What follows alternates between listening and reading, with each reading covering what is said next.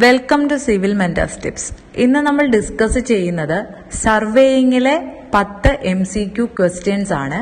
കൂടാതെ വരാനിരിക്കുന്ന junior instructor surveyor, surveyor grade 2, tracer എന്നീ പരീക്ഷകൾ സിവിൽ മെന്റേഴ്സ് ടിപ്സിനൊപ്പം പഠിച്ചു തുടങ്ങാം. സിലബസ് പ്രകാരമുള്ള pre recorded offline videos Telegram ഗ്രൂപ്പിലൂടെ നിങ്ങൾക്ക് ലഭിക്കുന്നു. കൂടാതെ regular quiz, doubt clearing session എന്നിവയും ഉണ്ടായിരിക്കുന്നതാണ്. കൂടുതൽ വിവരങ്ങൾക്ക് ഡിസ്ക്രിപ്ഷനിൽ പറഞ്ഞിരിക്കുന്ന വാട്സപ്പ് നമ്പറിൽ ബന്ധപ്പെടുക. ആദ്യത്തെ ക്വസ്റ്റ്യൻ നമുക്ക് നോക്കാം. Which of the following is the principle of survey? നമുക്ക് അറിയാവുന്നതാണ്, റിപ്പീറ്റഡ് ആയിട്ട് എക്സാമിന് ചോദിക്കുന്ന ഒരു ക്വസ്റ്റ്യനുമാണ്. ഇതിന്റെ ആൻസർ എന്ന് പറയുന്നത് working from whole to part, option D ആണ് വരുന്നത്. ഇതിന്റെ റീസൺ എന്ന് വെച്ചാൽ നമ്മൾ ഹോൾ ടു പാർട്ട് ചെയ്യുവാണെന്നുണ്ടെങ്കിൽ ഇൻ കേസ് അക്കുമുലേറ്റ് ആകുന്ന മൈനർ എറേഴ്സ് എല്ലാം നമ്മുടെ സർവേയിങ്ങിന്റെ എൻഡിൽ മാഗ്നിഫൈഡ് ആയിട്ട് വരില്ല എന്നാണ് പറയുന്നത്. പക്ഷേ നമ്മൾ പാർട്ട് ഹോൾ ആണ് ചെയ്യുന്നതെങ്കിൽ എന്തെങ്കിലും ഒരു എറർ ഒക്കർ ആയിക്കഴിഞ്ഞാൽ അത് എൻഡിലേക്ക് എത്തുമ്പോൾ നമ്മുടെ അവസാനം നമ്മുടെ ബൗണ്ടറികളിലേക്കൊക്കെ നമ്മൾ സർവേ ചെയ്ത് എത്തുമ്പോഴത്തേക്കും ആ എറർ എന്ന് പറയുന്നത് ഇൻകൺട്രോളബിൾ ആകും. സെക്കൻഡ് ക്വസ്റ്റ്യൻ നോക്കാം.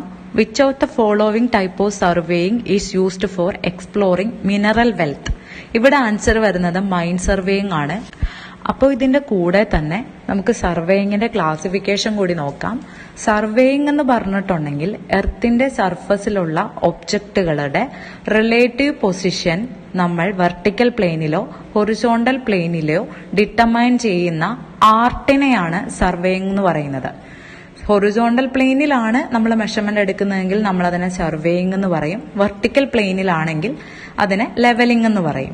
ഇനി object of survey, preliminary object of survey എന്ന് പറയുന്നത് പ്ലാനോ മാപ്പോ പ്രിപ്പയർ ചെയ്യുക എന്നുള്ളതാണ്.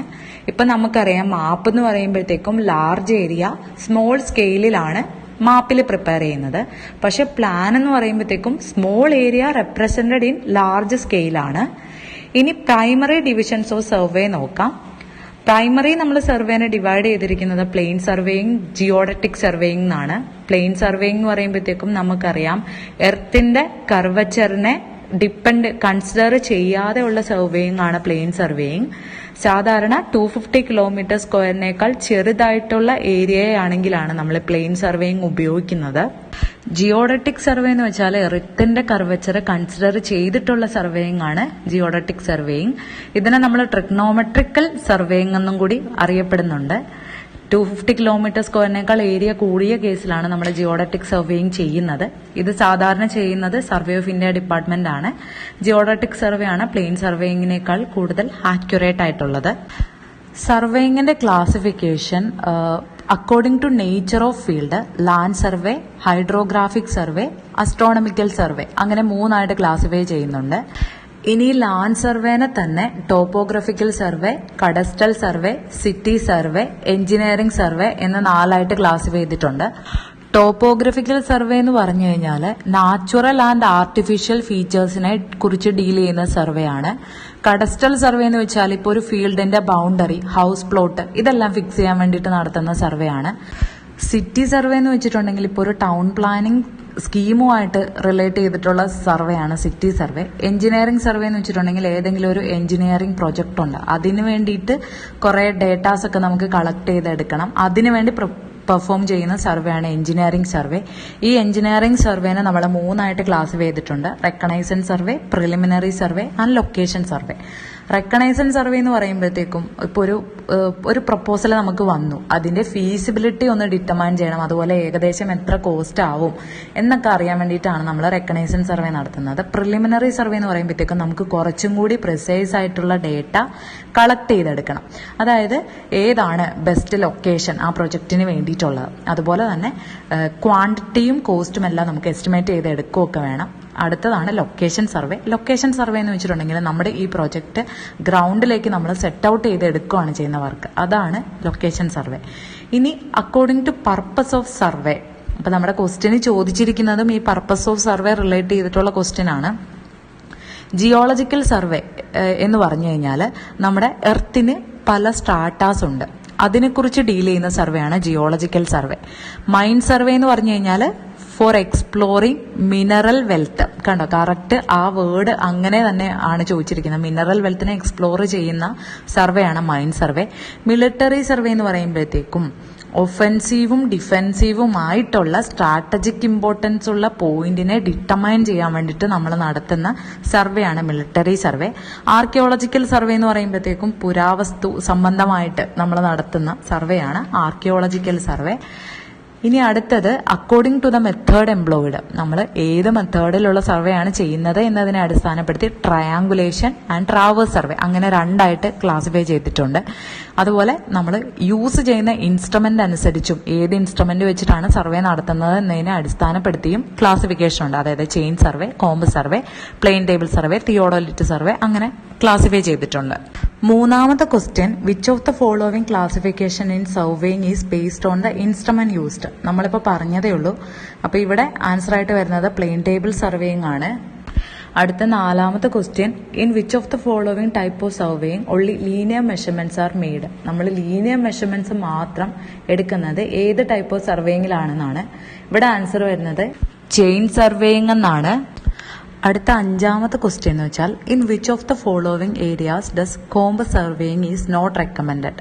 കോമ്പസ് സർവേയിങ് നമ്മൾ റെക്കമെൻഡ് ചെയ്യാത്തത് ഏത് ഏരിയയിലാണെന്നാണ് ചോദിക്കുന്നത്. അപ്പോൾ ലോക്കൽ അട്രാക്ഷൻ സസ്പെക്റ്റഡ് ഏരിയാസിലാണ് നമ്മൾ ഈ കോമ്പസ് സർവേയിങ് റെക്കമെൻഡ് ചെയ്യാത്തത്. കാരണം ഇവിടെ നമ്മൾ സർവേയിങ്ങിന് ഉപയോഗിക്കുന്നത് കോമ്പസ് എന്ന് പറയുന്ന ഇൻസ്ട്രുമെന്റ് ആണ്. അപ്പോൾ ഈ ലോക്കൽ അട്രാക്ഷൻ ഉള്ള ഏരിയാസിലൊക്കെ ആണെങ്കിൽ ഈ കോമ്പസിന്റെ നീഡിൽ മാഗ്നറ്റിക് നോർത്തിലേക്ക് എക്സാക്റ്റ് ആയിട്ട് പോയിന്റ് ചെയ്ത് നിൽക്കത്തില്ല. കുറച്ച് സ്ലൈറ്റ്ലി എന്തെങ്കിലും ഡിഫ്ലക്ഷൻസ് ഒക്കെ ഉണ്ടാവും. അപ്പോൾ അതുകൊണ്ടാണ് നമ്മൾ ലോക്കൽ അട്രാക്ഷൻ ഉള്ള ഏരിയാസിൽ കോമ്പസ് സർവേയിങ് റെക്കമെൻഡ് ചെയ്യാത്തത്. അടുത്ത question, which of the following is not required for chain surveying. ഇവിടെ ആൻസർ വരുന്നത് ഡംബി ലെവലാണ്. പെഗ്, ആരോ, 20 മീറ്റർ ചെയിൻ ഇതെല്ലാം നമുക്ക് ചെയിൻ സർവേയിങ്ങിന് ആവശ്യമായിട്ടുള്ളതാണ്. പക്ഷേ ഡംബി ലെവൽ നമ്മൾ ചെയ്യുന്നത് ലെവലിങ്ങിനല്ലേ. അപ്പോൾ ഇവിടെ ആവശ്യമില്ലാത്തത് dumpy level. Next question, which of the following cannot be done with the help of theodolite in surveying. സർവേയിങ്ങിൽ നമുക്ക് തിയോഡോലൈറ്റ് യൂസ് ചെയ്ത് ചെയ്യാൻ പറ്റാത്തത് ഏതാണെന്നാണ് ചോദിച്ചിരിക്കുന്നത്. അപ്പോൾ നമുക്ക് ഫസ്റ്റ് ഓപ്ഷൻ ആയിട്ടുള്ള മെഷറിംഗ് ഹൊറിസോണ്ടൽ ആംഗിൾസ് ആണ് നമുക്ക് ചെയ്യാൻ പറ്റാത്തത്.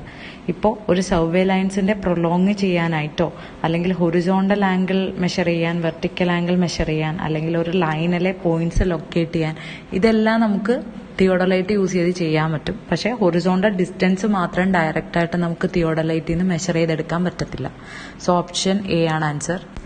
അടുത്ത question, which of the following type of ranging is done if both ends of the surveying lines are visible. ഇവിടെ ആൻസർ വരുന്നത് ഡയറക്റ്റ് റേഞ്ചിങ് എന്നാണ്. നമുക്കിപ്പോൾ റേഞ്ചിങ് എന്താണെന്ന് നോക്കാം. റേഞ്ചിങ് എന്ന് വെച്ചാൽ നമുക്കിപ്പോൾ 2 എൻഡ് സ്റ്റേഷൻ പോയിന്റ്സ് ഉണ്ട്. ഇതിൻ്റെ ഇന്റർമീഡിയറ്റ് ആയിട്ടുള്ള പോയിന്റ്സിനെ ഫിക്സ് ചെയ്യുന്ന പ്രോസസ്സിനെയാണ് റേഞ്ചിങ് എന്ന് പറയുന്നത്. അത് നമുക്ക് 2 ടൈപ്പ് റേഞ്ചിങ് ആണുള്ളത്, ഡയറക്റ്റ് റേഞ്ചിങ്ങും ഇൻഡയറക്റ്റ് റേഞ്ചിങ്ങും. ഡയറക്റ്റ് റേഞ്ചിങ് എന്ന് പറയുമ്പോഴത്തേക്കും ആ 2 എൻഡ് സ്റ്റേഷൻസും നമുക്ക് വിസിബിൾ ആണെങ്കിലാണ് ഡയറക്റ്റ് റേഞ്ചിങ് ചെയ്യുന്നത്. ഇൻഡയറക്റ്റ് റേഞ്ചിങ് എന്ന് പറയുമ്പോഴത്തേക്കും അതിന് പറയുന്ന വേറൊരു പേരാണ് റെസിപ്രോക്കൽ റേഞ്ചിങ്. ഇത് നമ്മൾ ചെയ്യുന്നത് എങ്ങനെയായിരിക്കും, 2 എൻഡ് സ്റ്റേഷൻസ് നമുക്ക് ഇൻവിസിബിൾ ആകുമ്പോഴാണ്, നമുക്ക് കാണാൻ പറ്റില്ല 2 എൻഡ് സ്റ്റേഷൻസ്.